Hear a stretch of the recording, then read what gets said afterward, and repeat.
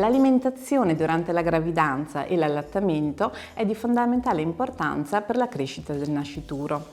La dieta mediterranea, con il suo ampio panorama di frutta, verdura, cereali integrali, legumi, noci, pesce, carne e uova, riesce a garantire un adeguato apporto in micro e macronutrienti.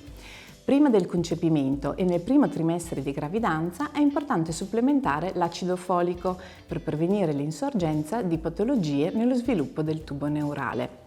È inoltre di importanza fondamentale lavare accuratamente verdura e frutta, quando possibile sbucciarla, e cuocere molto bene carne, pesce e uova, evitando la contaminazione tra alimenti crudi ed alimenti cotti. Per tutta la gravidanza e durante l'allattamento è importante avere un'alimentazione sana e varia e adottare uno stile di vita sano, mantenere un'adeguata attività fisica, evitare di esporsi al fumo anche passivo ed evitare di assumere alcol, così da garantire un adeguato sviluppo del nascituro.